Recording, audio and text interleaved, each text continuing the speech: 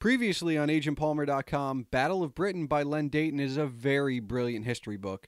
I recommend Amazon Prime's Undone, and in the last episode, I talked about blogging with Kristen Meyer. This is the Palmer Files, Episode 3 with guest Dan Lizette of the Podcast Digest, where we talk about all things podcasting, our origins, growth, evolution, and the future might get monetized in corporate. Let's do the show.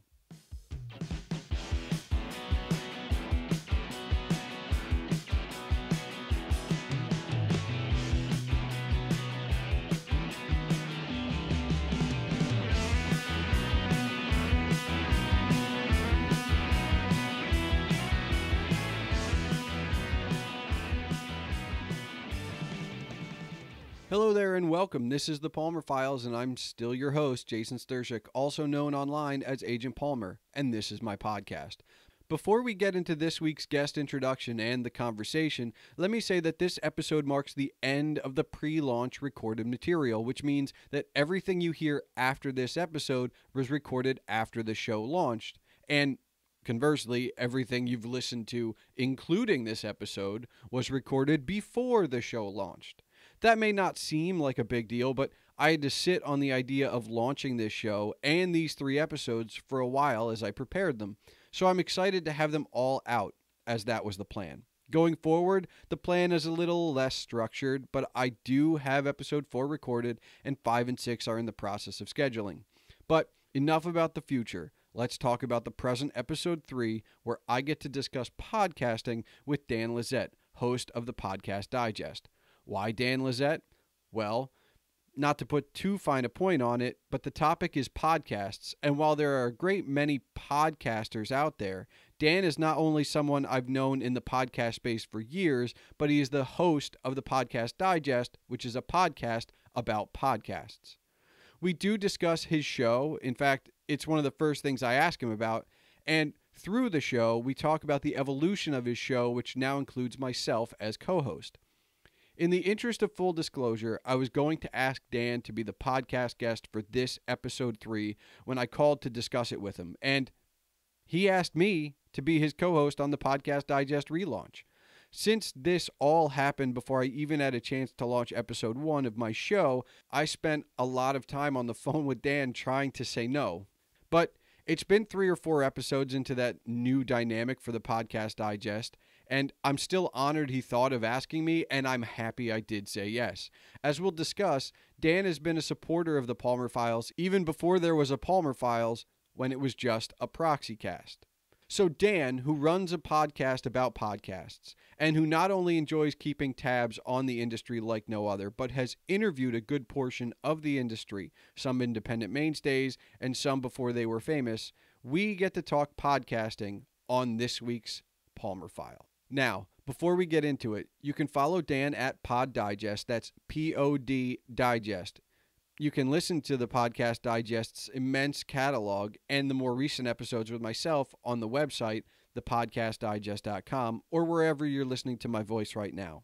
As always, tweet along with the show at The Palmer Files, tweet me at Agent Palmer, or email the show, thepalmerfiles@gmail.com. So, here we go.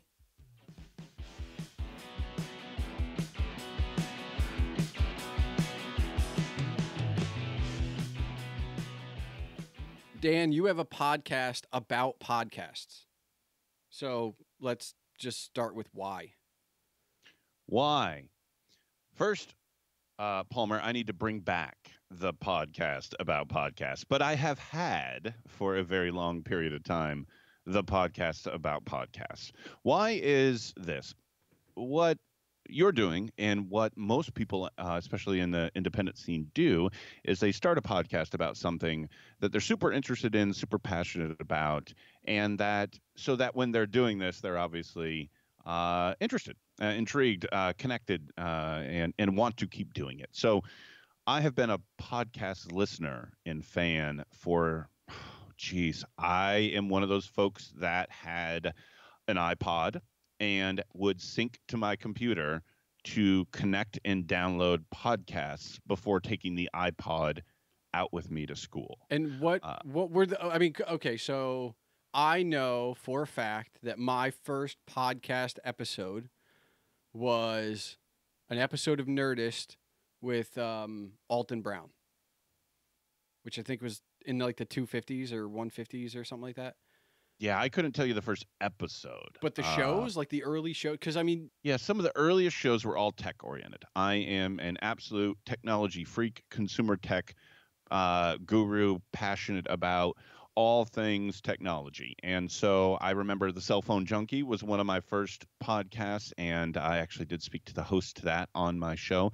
The Twit network is one of the first areas I landed, and they were super intriguing because they did something, and they're still doing it, which is video podcasts, which is very unique. And so I sort of started out there, and it wasn't long until I found 5x5 shortly thereafter, another tech-based podcast network, and sort of that started things for me. And when you look at the world of podcasting and podcasting history, a lot of the earliest shows were indeed tech-based. Not every one of them, of course, but many of the volume that started the world of podcasting were in the category of technology. And that's because you kind of had to be tech savvy to sort of even know how to make one, to how to release one, to how to get one, even as a listener way back in, say, 2004, 2005. It's still arguable. You might still, in order to do a good one, I'd still argue you need some tech savvy. Sure, on the production end. Fortunately, nowadays, as a listener, it's much easier than it was when I started listening. So that's sort of where things started for me. It was something that I was super passionate and interested about. And so to kind of address your initial question, way back, I believe it was 2014, I moved up to the state of Pennsylvania in 2013 from where I'm from in Virginia. And so we didn't really know anybody, my wife and kids and I. And so we had a lot of time at home. And I was listening to a lot of podcasts. And I just, like lightning, struck me at one point and said, you know what? I might start a hobby, and I might start podcasting. Now, I come from a background as a mobile DJ. It's been 20 years I've been a mobile DJ. So I was familiar with a microphone, with a mixer, and again, my background in technology. And I said, I think I can put these pieces together. And I thought, well, what would I do? It literally was, I might start a podcast was thought one, and thought two was, what would it be about? And the first thing that kind of kept jumping into my mind as I was going through was, it would have to be about podcasts. And I thought, well, what were some of the shows I was listening to? And some of the ones at that point, there was a lot of interview-based shows. I'd found Mark Maron by that point in 2014, and of course Fresh Air from NPR with Terry Gross. And I was really intrigued by the conversation-based, interview-based, where you could hear a side from some people you would listen to. On those shows, it was often comedians or actors or movie stars or what have you, those type of folks. And you'd hear a side of them that you'd never heard before. And those episodes of those podcasts always intrigued me so much. And I thought, well, maybe I could bring a side of a podcast in and of itself and kind of generate that same interest in the listenership. And that was my idea. And that's where I went. So you took what I would consider a very linear path to your podcast. You found podcasts, you enjoyed podcasting, and then you made the step to, what am I going to do? And then this is what I'm going to do. And then you did it. I mean, I guess the elephant in the room now that I'm doing my own show, which I believe we talked about at one point when I was on your show. Sure. And has been talked about for a while, is that I was I use the term proxycaster, but I want to say serial guest and podcast producer, but I never called myself a podcaster. And I came about it by just happenstance. I had a friend who kept telling me, you have to listen to podcasts, you have to listen to podcasts. And Marin was a big one that he kept pushing. And I don't know how I decided to start with that one Nerdist, but I did, and I enjoyed it. And then I checked out Marin, and I enjoyed it. And those two I still listen to this day. And then it was just a matter of like branching out into like, what else? So you look up geek, you look up nerd, because these are the things I was interested in. And I wasn't thinking when and Smodcast. So those are the three, right? Smodcast, Nerdist at the time, and Marin. And they're very broad based shows. So when I went looking for more, I went looking for Nerd and Geek. I didn't think, I mean, technology would have been one. I don't think I ever got that far down until later on. But I didn't think like, just a show or like, oh, like I liked Thundercats when I was a kid. Like, let me find that podcast. I know it's out there, but now I know it's out there. But I never thought about hyper focused.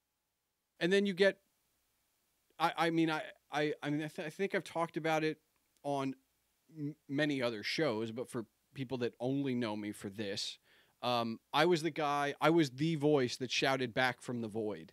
And that's kind of how I got into podcasting after I started becoming a listener. Was I was the one who would give feedback, and I would live tweet shows. In fact, I still do for the most part. And it wasn't a matter of if I was going to start a podcast. I know Dan is probably one of the biggest pushers on me. And those people I worked with on other shows, and it was always, when are you going to do your own show? And I always said, no, I don't need it. Like, I can stick with the Proxycast thing. I don't need my show. I have yours. But in the back of my head, I always knew it was a when. It was never an if. And I mean, Dan, I'll call you out right now. Like, I know I deflected an awful lot, but for you, was it the same thing? Like, did you look at me and go like, he's insane? Like, it's an if. I mean, it's a when, not an if. Sure. And it's simple, right? Because you have your, and I believe you talked about this in the last episode. You talked about your blog and you talked about your writing, and that means that you are a creator. You are a creative-based person. And for those type of people, and to be honest, I don't necessarily even consider myself one of these, but just enough to know this, that ownership and creating something in your own vision is where you're going to achieve that highest sense of satisfaction. So it didn't really matter what you said all those years, Palmer, in terms of you had other shows and you weren't going to do it. It was a question of when, because being a creative, you were going to, just like you created your site, eventually create something so that you could fully realize your own vision, so that you could sit in the driver's seat, so that you could plan out what the next episodes were, so that you could cover the topics that you wanted. And you may be able to dabble in those things on other people's shows, but it was never yours. And that's why it was a win and not an if. Well, and it's funny too, because I think there's a small circle of people I confided in about a year and a half ago, where I was like, I'm definitely considering my own show. And you and I talked about it at the time, and I talked about it with a few other people, and it was the thing that always stopped me was, how do I make my podcast like the blog? And I'm not talking in terms of like format or, really. But I mean, listen, I've got a brand, Agent Palmer. I really like the brand. So the title, The Palmer Files, kind of, I mean, but I wasn't going to lean so heavy on the spy stuff. It was more about like, what content am I going to put out? And I wanted it to be similar. I wanted my blog has no restrictions. Why would I do the same to my podcast? Why would I limit my podcast to just books or just movies or whatever? And I understand this is the hard road to hoe, so to speak, because I'm not hyper, niche, which works very well for a lot of people. This is going to be broad generalization, and I honestly don't know what to expect from this, but it has been fulfilling. So you were right on that account. I mean, you and probably 3 or 4 other people. But it's just, I was being fulfilled. I guess one of the things about me was the blog and the behind the scenes on the other shows was still fulfilling. It's not like I wasn't being fulfilled or I was being taken advantage of. I enjoyed working, and I enjoyed the conversation and the camaraderie. And you know as well as anyone that when you're doing your show, it's not even like it gets lonely at the top. It just gets lonely. Like, yes, you're talking to podcasters, and you've talked to multiple podcasters at once. You've had like co-hosts on together, but it's you. And then when they go away, you do the edit and you do the promotion. And one of the biggest hesitations for this whole thing was I was already doing that solo effort with the blog. Do I really want to do this again? And I guess I sided on yes, because what's the worst that could happen? Because we're here. Well, we're here, and it could. This is the third episode. Who I've will I get to 300? Will I get to 1? I mean I've already gotten to 1 and 2 and 3, but like, will I get to 10? I hope so, but I feel like I had to give it a shot. And I also wanted to ask you, like, what was it like? I mean, we talked about getting in the idea and doing it. What was it like releasing one and then releasing the 10th one and realizing that like you're doing something? And I'm not even talking about numbers, just you're doing something and occasionally somebody yells back. Right. So for me, when I started in 2014, I was coming from a very different place than where you are now. You've almost done it in a way that is probably a bit more recommended, in the sense that you have done, producing type duties. You've seen the background and the processes. You've been a guest dozens and dozens or hundreds of times at this point. So you effectively knew what you were getting into. For a lot of you listening, a lot of you out there who may be considering starting your own podcast, maybe you haven't. And I hadn't when I started the Podcast Digest in 2014. And you're right in the sense that I didn't know what was upcoming. And in terms of the way I felt, episode 1 was like, oh, dear God, what's going to happen? And so on and so forth. And by episode 10, I realized that episode 1 sucked. And that's what happens for almost everybody. When you start out, it's going to be bad. It's going to be terrible. You will inevitably look back on it and think, I wish I would have known now or then what I know now, which can be said about so many other aspects of life, right? So it's not unusual to feel that way or feel as if you hoped that it could be better. And you may even be tempted to say, I'm going to pull those down because I don't want folks hearing that version of me, because I know I've progressed now. I learned more, whether that be sound quality, content, the research you put into things before releasing an episode, whatever it may be. But I experienced or experimented with multiple different formats. I came first. The actual initial thing I wanted to do was a recommendation show. And so actually, if you go way back in my catalog to the first 10 episodes, you're going to hear only me. You're going to hear some terrible intro music, some terrible sound quality, and you're going to hear me talk about 2 shows I recommended. And that was the Podcast Digest in its very first envisionment, version 1, if you will. By episode 10 or 11, I'd realized it wasn't even interesting to me anymore, and that I could bring those elements later on, but I didn't want it to be my focus. And that's where the interview-based format took hold. And that was where I think I sort of hit a stride, where I felt in the recommendation episodes, I almost started to run out of things to recommend, and I felt pressure on the week to find new things. And I was going out and literally pouring through the Apple Podcast catalog, looking for things, trying it out, listening to it for like an hour, and then going out and recommending it. And it didn't feel right. Whereas the interviews were more conversational, and I was really able to get deep into the topic and have a conversation with another creator and really figure out what made them tick, what went into the whole show. I've said a lot about the Podcast Digest that it was a director's commentary track for podcasts. And so those of you a little bit older remember DVDs, and I think some Blu-rays still do this, where directors would do commentaries over top of a movie. So you'd watch the movie and hear a director talking the whole time. And I used to always love listening to those, because you would find out things about the movie you loved that you never knew before, and probably never would have if that commentary didn't exist. And that was sort of the spirit that I still to this day want to create in an interview on the Podcast Digest, where somebody who chose to listen to this is going to find out something about this show or this host or both that nobody else is going to know unless they tuned in. And that's where I came from there. So it's a wild feeling releasing it. There's a huge sense of pride. Then there's pressure.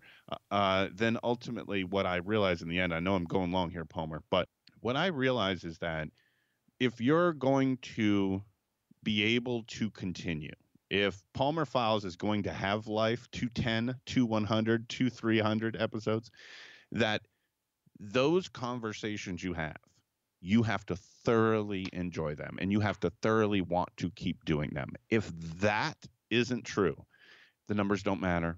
The editing doesn't matter. The marketing doesn't matter. None of that matters if you don't truly enjoy those conversations. And as long as you do, it'll keep happening. Well, yeah, and it's funny you bring up DVD commentaries, because I know there's some truth to this, but Kevin Smith and Scott Mosier did a commentary track. I don't remember on what movie, and they called that the first Smodcast. For better or worse, I mean it's out there somewhere. I don't think it's an urban myth. I feel like that's fairly accurate. And I also wanted to say, like, you interview very well. You've interviewed friends of mine after I knew them through podcasting and got stuff out of them that I was surprised. I'm not going to say necessarily that, like, I was, I had never known that information, but I was surprised you got it out of them. Sure. You do it very well. And we talked a little bit about your background. Like, you weren't intimidated by a microphone, which, by the way, folks, can be intimidating. And you were clearly not afraid of your own voice. As a short little aside, the first podcast I ever was on was the Stranger Conversations with Grant Markham. And that was, I was a stranger to Grant at the time, and we went for like 2 hours, 2 hours and 15 minutes, something like that. But let's say for the argument, we went for 2 hours. That's how long the episode was. It took me the better part of an entire day to listen back to that episode, because I didn't want to hear myself. And I presume, being a GJ, not only being on the mic, but you've heard yourself before, so you've gotten over that well.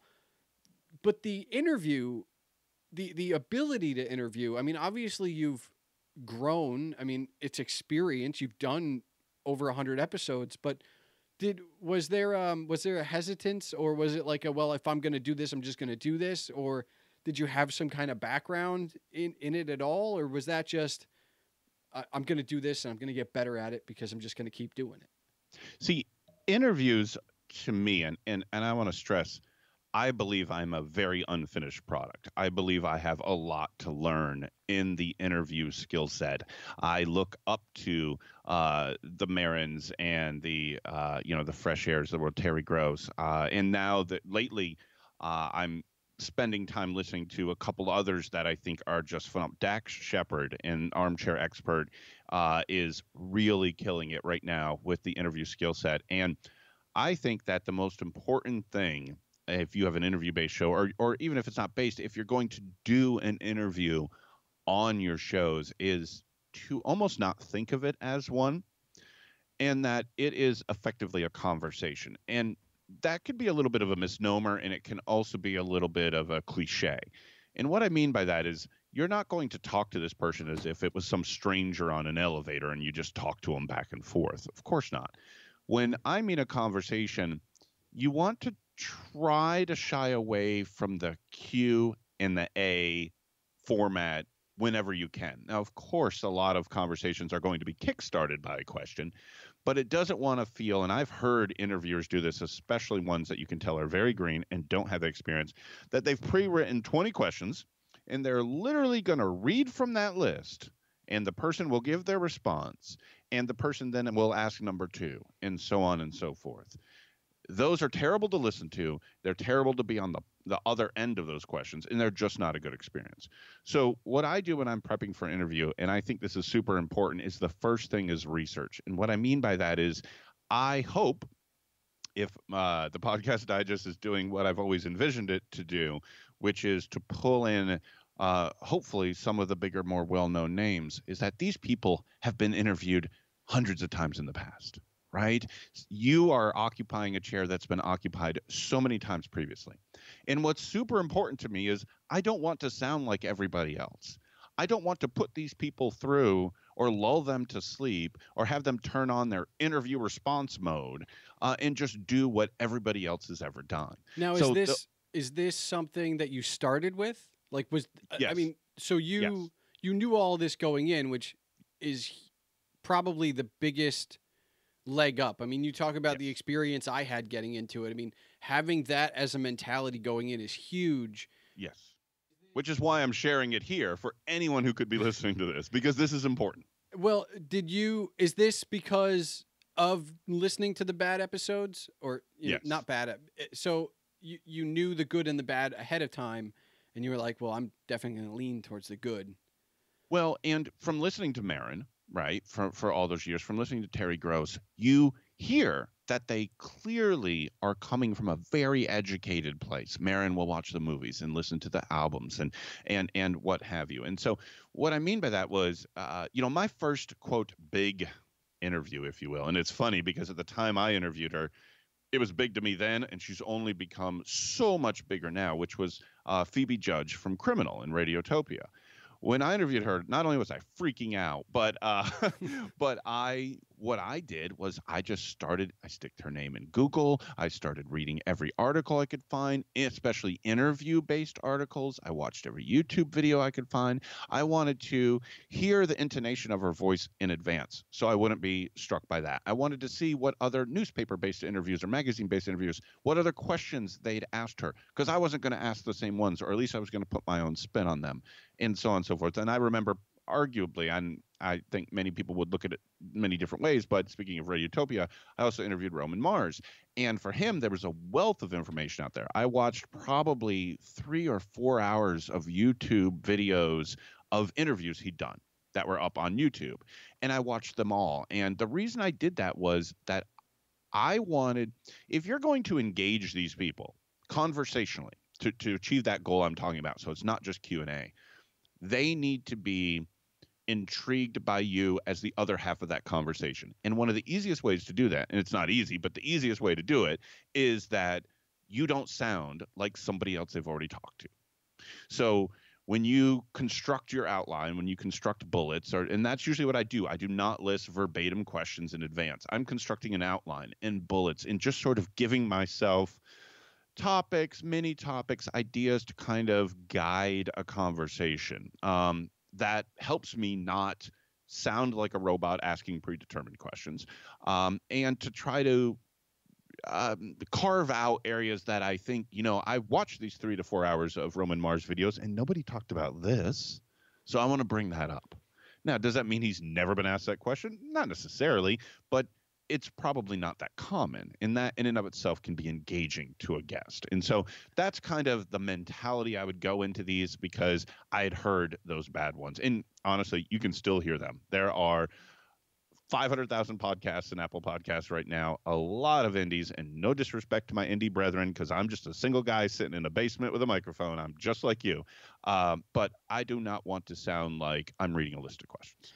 Well, it's funny because your process is very similar to my process. I mean, as a peek behind the curtain for this show, this episode specifically, I have a few questions written down. I've got a few topics, and hopefully the conversation allows us to hit them however they go.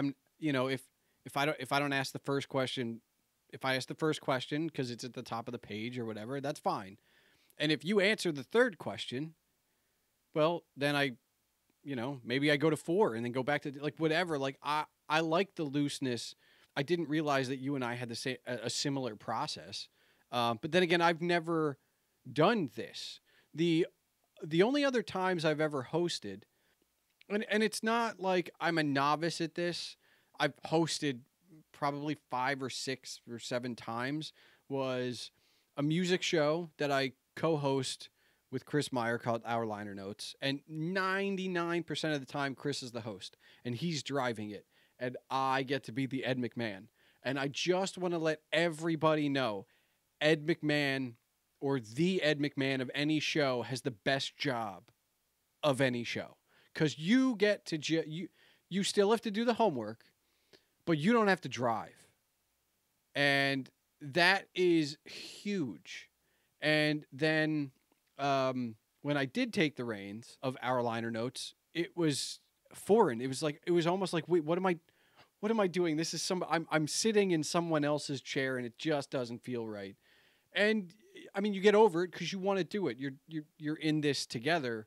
It's one of the things I admire about you, Dan, is because there really wasn't a we're in this together. Like, you were in this for you, and that's, this show that we're on right now is the first one that's ever been like a solo venture, whereas all the other ones I've ever done, we're doing it for the team. We're doing it for each other. Numbers be what they are, we're having fun. And, when I sat in Grant Markham's shoes to do a special, well, you know what? I'll tell this story real quick. I was on the Stranger Cons. I got to know Grant, and we were no longer strangers, but I basically became his producer for a season 2 that didn't happen. But when we were preparing for season 2, we did do one full episode, which was of Our Liner Notes co-host, Chris Meyer. Chris since launched a show with his wife, Kristen, called How Was Your Week, Honey? And Chris had always asked me about that Stranger Cons episode, and I was like, well, you know what? For one time only, I will host Kristen's Stranger Cons episode. So that way, I mean, that was the whole purpose. Grant was going to have both of them on. Now it's a different host, but you're still getting asked the same questions. And Kristen and I start out with a conversation, a former guest here. And, then I get into the Stranger 10. Also, an odd experience. I'm stepping in for a friend, which in almost every case I've hosted, I've stepped in for somebody else. But it's a completely different, it's unlike anything else. And I talked about being comfortable with the mic and listening to your own voice.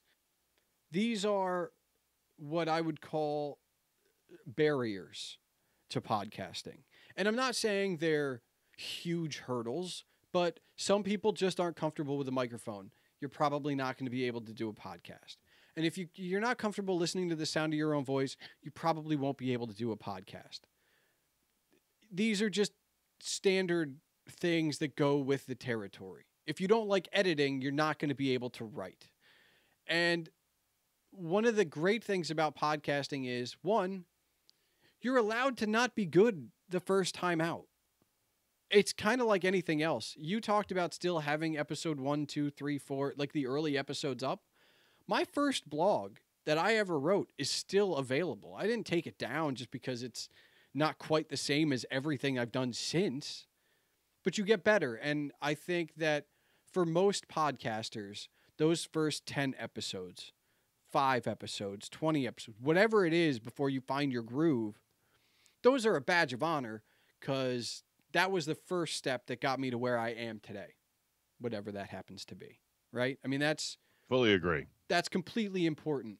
But I also wanted to talk to you about podcasting. Now, I haven't exactly written extensively about podcasting as a medium, but I have written enough. And there are a couple things I wanted to discuss with you. The first being, podcasting seems to be a very indie mentality, right? And it's not indie versus mainstream, but it kind of is, in that we talk about, I knew them way before they were big. Like, I knew this band before they hit it big in their first big album. And that's a badge of honor, and there's a community that surround these bands, almost like a cocoon before they get their big contract. And podcasts are very similar.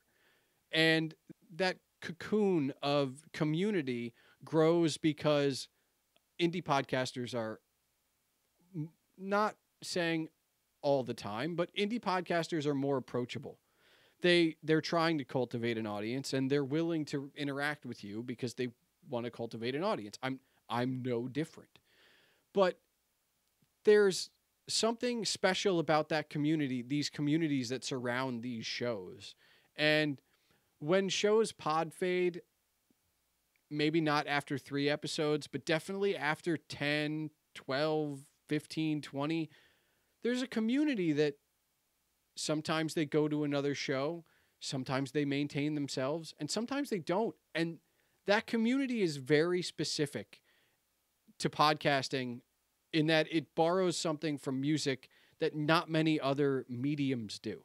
This doesn't happen this might happen with a message board 20 years ago, but it doesn't happen with like a website today at all. Do you find that those communities are something special, not just to indie podcasting, but to podcasting in general? Sure. Clearly, a community can spring up around especially a topic-based show, right? So I'm thinking of, podcasters I've met at Podcast Movement. I remember one who was into couples finance, right? And so that community has a lot of young newlyweds that are struggling with their finances. And so because many podcasts, and I know you just talked about how yours is so broad, but many of them are what Libs and loves to call niched down, right? The idea that they have gone into a particular slice of life or society or culture and really honed in on servicing that passionate audience. And so a community springs up around that passion. So if you're big into I'm a big dog guy. I have 5 dogs, and my favorite dog, my wife says I can't have a favorite dog, but I do. My favorite dog is my Boston Terrier. So if I was a super passionate Boston Terrier dog owner, I may start a Boston Terrier podcast, which, no joke, I did actually kick around at one point. I'm not even exaggerating. But if that were to happen, then I'm going to be more than likely one of the few Boston Terrier focused podcasts, which means if I throw up a Facebook page or have a Twitter account, I am like putting a magnet up into the dog owner community and say, if you've got a Boston Terrier and you love him or her, come listen to this, because I'm going to be telling stories and sharing research and talking about Boston Terrier topics. And so it draws those people in. And those people are coming to that topic already with an uber fanaticism. And so you're right, a community does spring up on there. And with the Podcast Digest, I don't have that, right? I'm looking at the world of podcasts. Like you've talked about, you are looking at a very broad topic base. And so it's very plausible, Palmer, that you may not ultimately have that uber fanatical listening base, because to be honest with you, I don't think I do or ever had in my glory days of the Podcast Digest. And the reason is because we are trying to carve such a wide swath. But if you have niched down all the way in, yes, you are probably bringing that up. And if 6 or 8 or 10 episodes later, I've attracted 5,000 super passionate Boston Terrier owners and I decide to fold that show, somebody's going to be upset. Yes. But you bring up a very interesting point about that Boston Terrier podcast you didn't launch, which is podcasters. Podcasting begets podcasting, I guess, is what I want to say. Like, I'm still helping out with a bunch of shows, and that will basically feed and fill my hunger for more podcasts. But I just look around me, right? In my initial circle, when I first broke into podcasting, so to speak, right?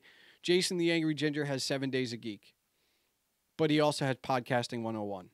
And he actually also had a Better Call Saul show. And his co-host at the time, Grant, did a spinoff, The Stranger Conversations. And Bill from the Wicked Theory podcast, episode 1, right here, spun off a show about Preacher. And, our very good mutual friend who comes and goes, Diamond Dave had a show with his father. He had a show, Podcast Without Borders, and then he started the Diamond Dave Show. Then he started Chronicles Unwritten. These are the people that are around me, obviously, but they are not to themselves unique. Podcasters, once they get one show in them, always seem to go and look for the next one. So I guess my question is, you've talked to a lot of these people. Is there a reason? Like, is there something missing from their first one, or it's, this is fun, I want to do it more? Probably both, I think. Probably both. And the reason I'm going to say that the first one applies is because I think that's where, when I kicked around the idea, I had an idea at a point for a second show. I'd kicked around the idea. And the only reason is that I felt as if there was something that, if your first show starts to feel like work, or your first show starts to obtain any type of attributes that you didn't envision or don't want, or becomes a heavy lift or something like that, the immediate tendency is to start to think that if you try again, you may be able to stay in the lane that you always wanted to. I want it to be all happy. I want it to be an easy lift. I want it to be super fun and passionate and engaging audience, and whatever it is that you had in mind. And if you don't kind of tick all those boxes the first time out, then you start to think about the second time out. Now, just as an aside, the only reason that never happened for me, not the Boston Terrier podcast, but any second podcast, I have always been a solo show owner, if you will. I've never started a second show or even participated. I've been a guest dozens of times, but never co-hosted a second show or any of that nature was. And this is something as well, given the topic today, and hopefully some folks potentially finding this episode, Palmer, that may be considering starting their own show, is that don't go into it with a mentality that you're going to have a stable of shows, especially dependent upon what your first show is. And I can attribute this to the Podcast Digest. We were talking about earlier some of the interview prep and things of that nature. During my heyday, I went 3 consecutive years and released a brand new episode every week for 3 years. That was an extraordinary amount of work, an extraordinary amount of time. What folks were hearing most commonly was anywhere from a 45 to a 75-minute episode, most commonly. And what they weren't hearing was, I would estimate, 12 to 14 hours total effort over the course of a week to hit the publish button on Libsyn. And I, like just about every other person you ever listen to, has a day job. This is a hobby. We're weekend warriors, so to speak. And I actually have 2 jobs. And so this always had to be slotted into that time which was left. And so that's why show number 2 never really materialized for me, because it just wasn't feasible. And the hiatus I've been on for a very long time really was attributed because the first job or 2 jobs just overtook those 12 to 14 hours I really needed to even get an episode out. So be careful about the idea. Now, those folks that, are able to launch 2 and 3 and 4 and so on and so forth, everybody's situation is different. And if you're able to do it and, the satisfaction level multiplies, then I say more power to you. Yeah, and I can attest to the grind nature of it. I'm approaching 5 or 6 years with not having missed a weekly post. Now, over that period of time, I've done more than a weekly post, but at minimum, you get a post every Thursday. And the only few exceptions where that didn't happen was I was really excited about the post and posted it on Wednesday instead. Which is not a good idea, by the way. Like, you should really just stick to it no matter how excited you are. But that grind, and I'm still in it while I'm adding this on top of it, that grind is, while it is fulfilling, you're still trying to put out a good product. I'm with this podcast, with Podcast Digest, with my blog, with anything, especially from a creative. We're not looking to just give you something. We're looking to give you something we're proud of. It's not just, hey, it's another week, here's a post. I'm not saying I've never done that. I'm just saying, like, that's not what the goal is. The goal in starting a blog, the goal in starting a podcast is not every week, every 2 weeks, you're going to get something from me. Like, that's not even enticing to say, much less to be on the, consuming end of. So I get it. Like, I completely understand. And I know at some point I remember you having a conversation with Podfade, and I only want to touch on it really quick in that this is the 3rd episode, so it's potential that I'll pod fade by the time you hear this if you're listening to this well after. I mean, maybe I'll survive, maybe I won't, but pod fade is the idea that, it fades away. And it's funny, I go back to that the first episode I ever did right here with Bill Sweeney was about the dip. And it was, so you start something new, you start a project and it gets really excited, and then I mean, I'm paraphrasing here, but like you hit that point where it starts to go down, and that's called the dip. And that dip is pod fade. That's what it is. It becomes work. It becomes hard. You're not as good at it as you thought you would be at this point. You're not progressing. And pod fade happens to people that are very talented. It's not anything other than just circumstance, really.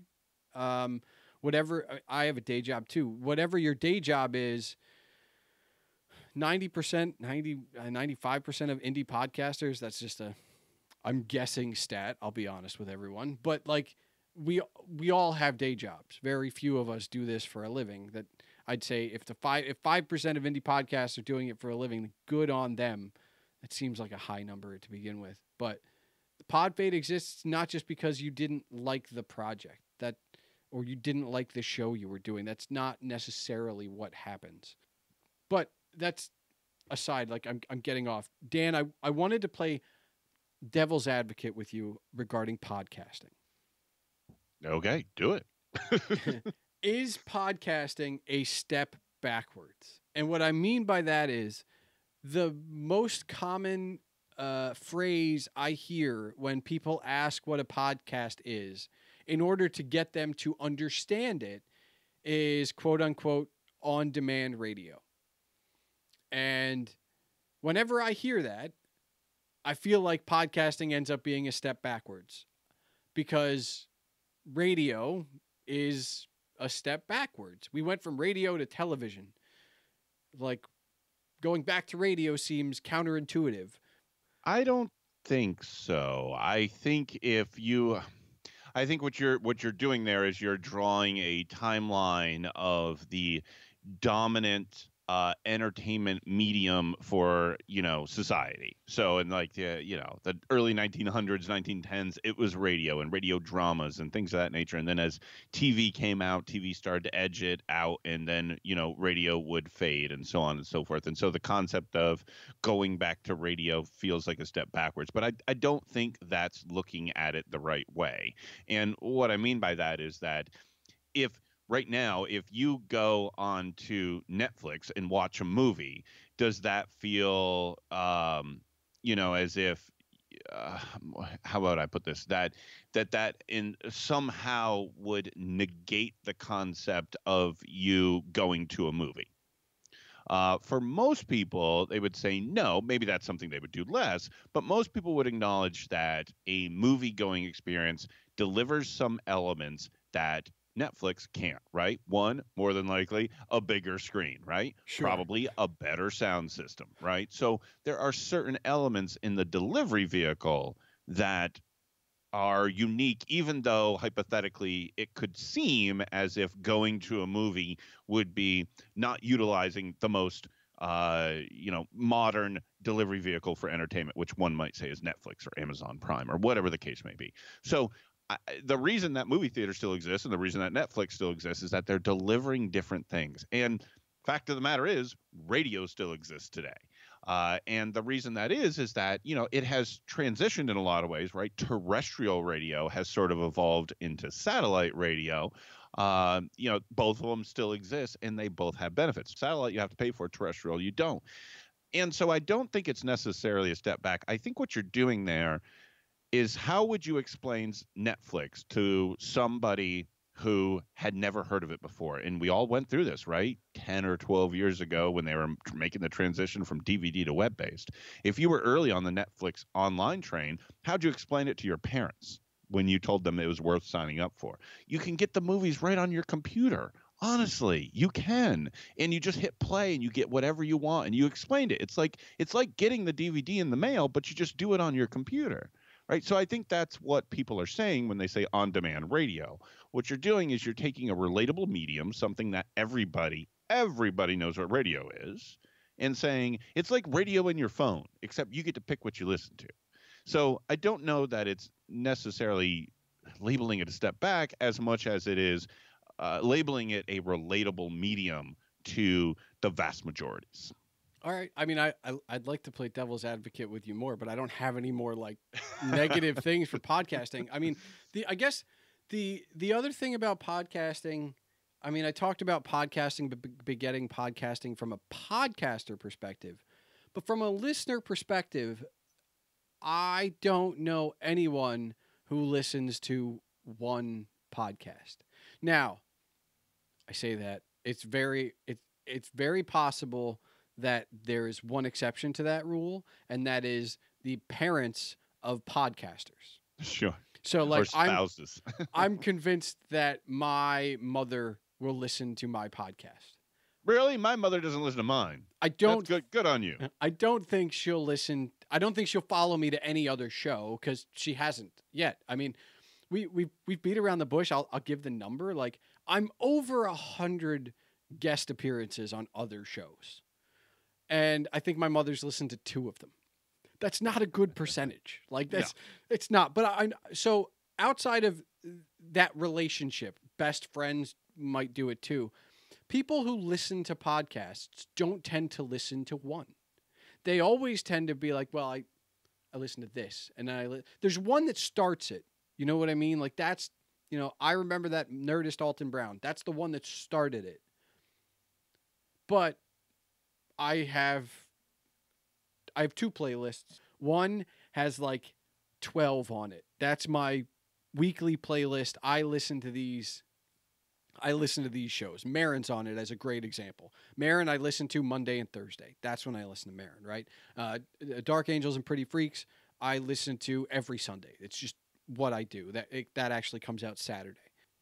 But then I've got another playlist called Sometimes, which I try to get to.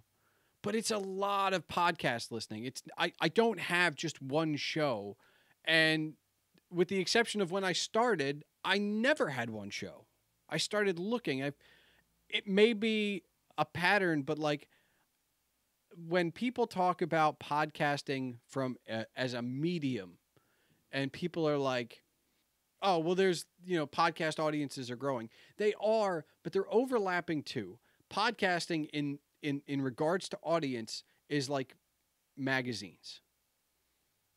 People don't usually, or it is like magazines were. Very few people had one magazine subscription coming to their house. If they were subscribing to magazines, they were subscribing to magazines, right?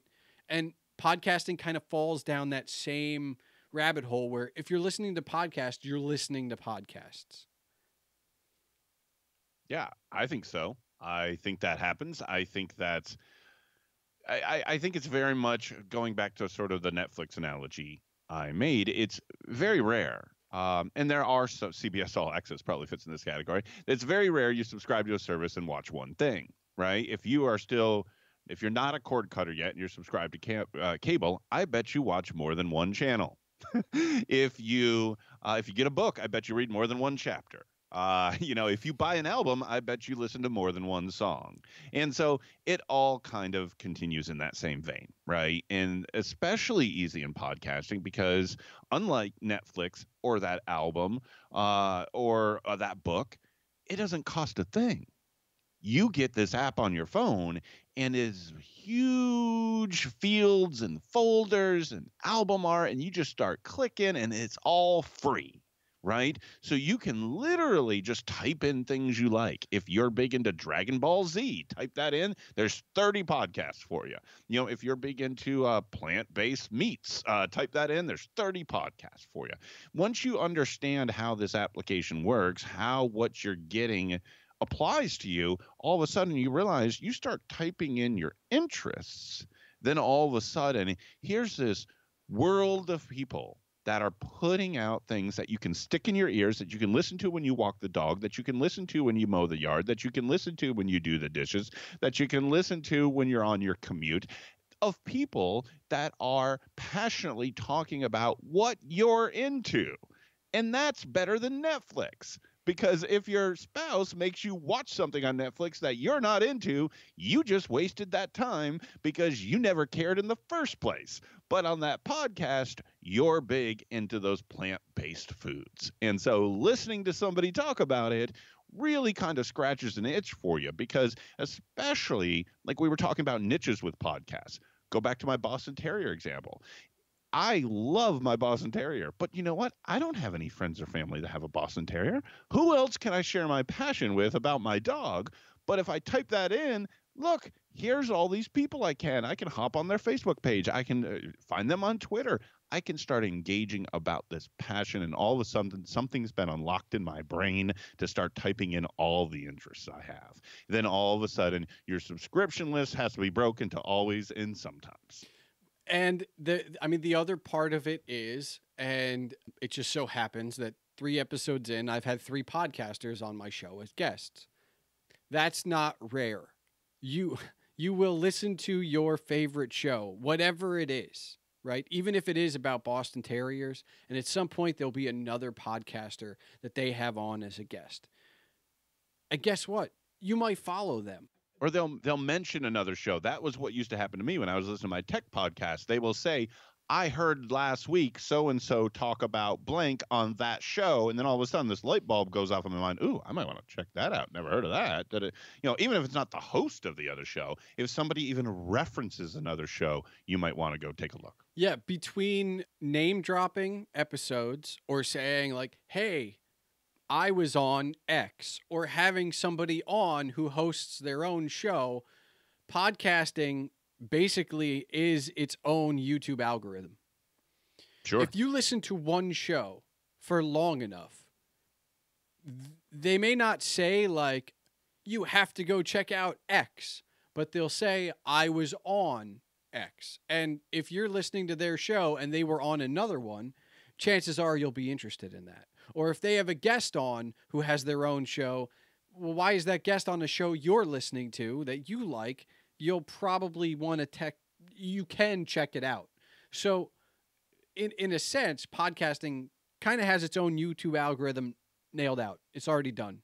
And technology's getting better with this too. And so just to jump into kind of like today podcasting space, and I talked a lot about technology.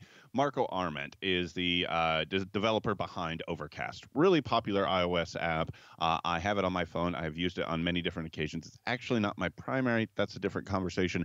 But Overcast is an excellent iOS podcast app, and Marco is on ATP. He's also on Top 4. He's also on Under the Radar, a couple different shows he does. But Accidental Tech Podcast is his big one, and he dove into recently on a recent episode of ATP about a brand new recommendations engine that he has launched inside of Overcast. And what he's doing, this app has been live for 5 years, and he has literally thousands and thousands and thousands of users. And while the data is anonymized, he can see user number 1234 and user number 567 have many things in common in terms of their subscription list. And so he is now presenting in the app, in the latest version, show recommendations for people based on users who have similar subscriptions lists to you. So if you only subscribe to 10 shows, he can go out and find other users. If they say, look, there are 2,452 other users who also subscribe to these same 10 shows, 90% of them are also subscribing to this show. And he will throw that up then as a recommendation to you. And so technology now is starting to, you don't even have to hear it on a show now. Now applications are starting to push forward recommendations that are intelligent and based on, listeners who have similar interests like you.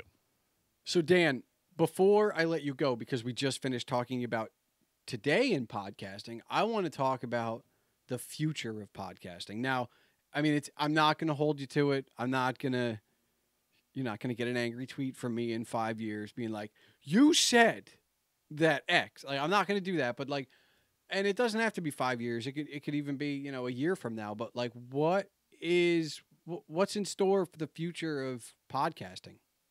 Money and the broad commercialization. The big players are coming. They are en route, and in a lot of cases are already here. iHeartRadio, Spotify have already been making large purchases. Big players are coming in, and I think that we will see that as well. So I think ultimately what's going to happen is, and what's funny is there's an edge of the independent community that really hates this, right? Oh, the big players are coming and it's so hard to get discovered and this, that, and the other. I just had a recent Twitter conversation with another independent podcaster. For some reason, people always approach me, and maybe because I've been around a little while now, or I have, a bit of a social following, and people are always making these comments about the independent community and the big guys coming and weighting down the little guy and all this other thing that, quite frankly, I don't have a lot of patience for, and I don't really agree with a lot of the mentality that's there. And this is why I say that, is that YouTube is a thing. There are a lot of independent creators on YouTube. YouTube has thrived. It has now integrated itself into our culture. It is the main resource for so many things in life. If you want to kill time on your phone, on your laptop, on your Apple TV, on your Amazon Fire TV, you want tutorials, you want help, you want anything, YouTube is it. But guess what? The major movie studios are there. And guess what they're all doing? They're all making video.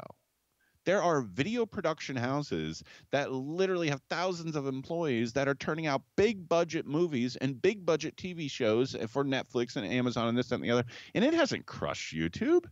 I mean, independent, video creators still exist, and some of them have been able to do pretty well. That's how I think podcasting is going. The relationship of the Netflix and the Amazon Prime and the movie theaters with YouTube is where I think podcasting will ultimately evolve to. The big players will be there. There will be big podcast releases, big podcast event type shows, series, seasons. But guess what? The indies will still be there, just like YouTube is still there with their video creators. And hopefully podcasting will evolve so that independent creator has more monetization options, just like YouTube ultimately was able to create some channels and vehicles where those independent creators that do well do have the chance for some reward. I think that's where podcasting going. And I think it's okay, because guess what? Every person in the world has heard of YouTube right now.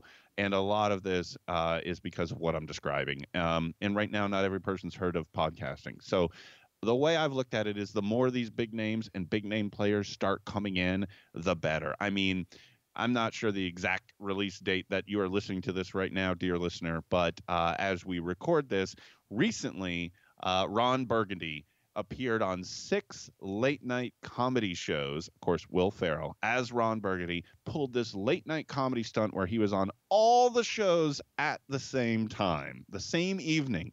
And he did it the night before season 2 of the Ron Burgundy podcast. Big recommendation, by the way. Listen to it.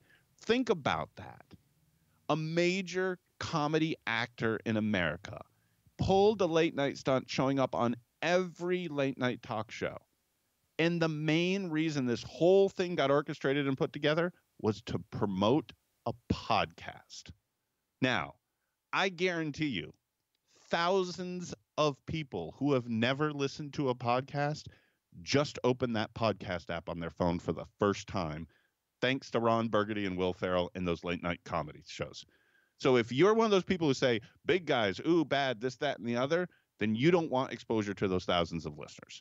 And I do. And that's why I think the big guys are not a bad thing. I think you're absolutely right. I think a rising tide raises all ships. I mean, that's basically what we're talking about here. If Will Ferrell can bring in 2 million more listeners, then as we've talked about tonight, as one show begets another, Yep.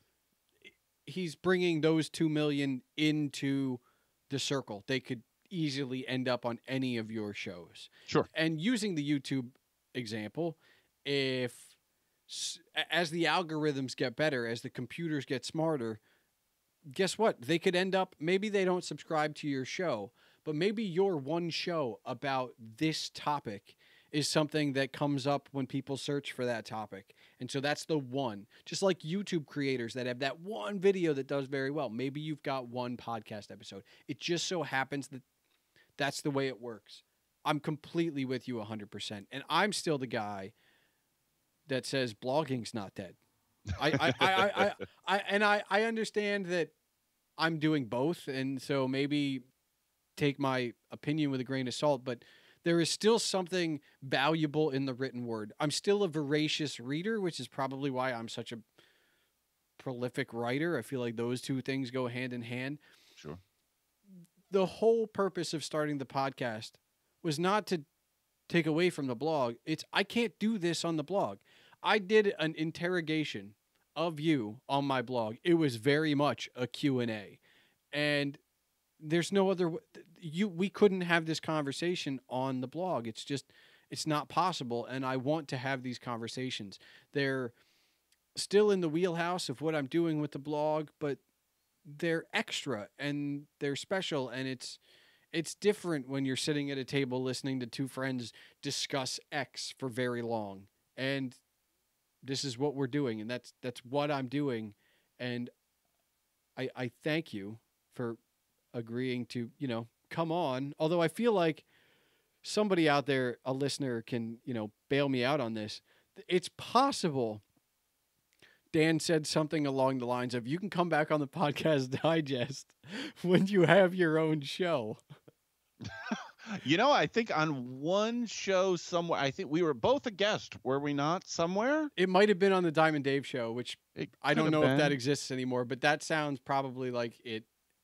For the longest time, I guess this will be we'll go out on this. For the longest time, I was like, Dan, when can I be on your show? Yeah, I remember that. And you were on a recommendation show. I was. I remember. So you had to get your name in on you wanted to be included on my guest list. I did. I you really did. You had to slot in with some of those guests I've been very fortunate enough to talk to. So mission accomplished. That's for sure.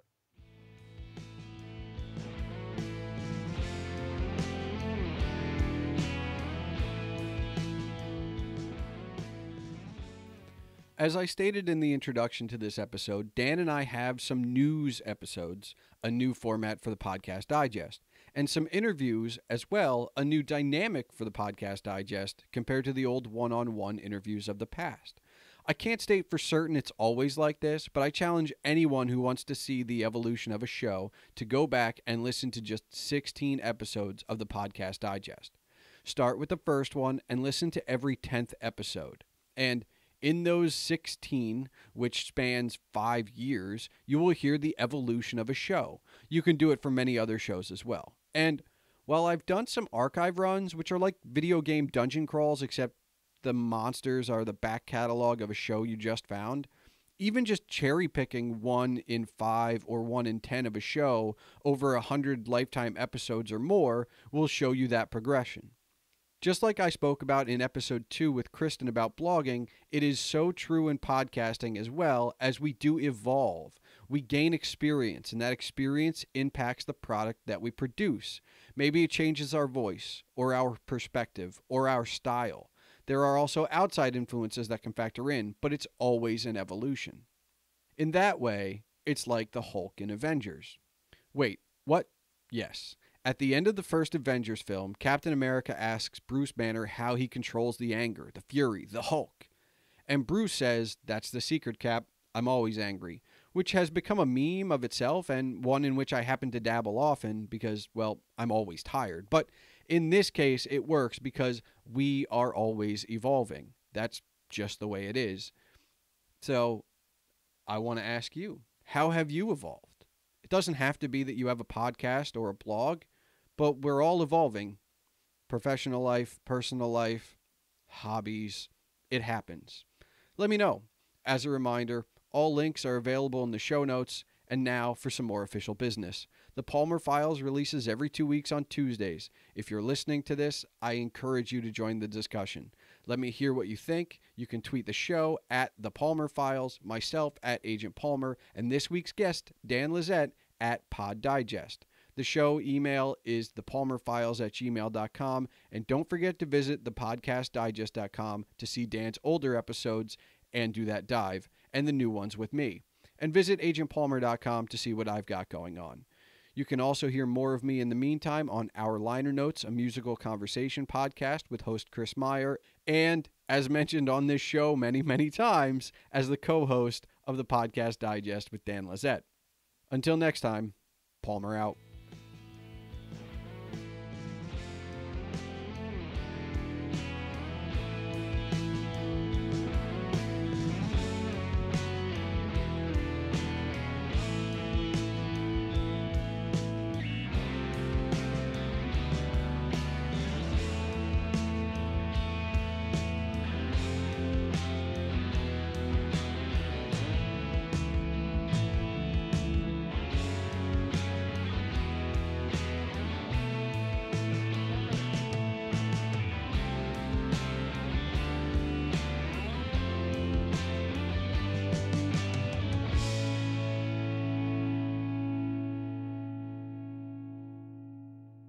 Dan, do you have one question you would like to ask me?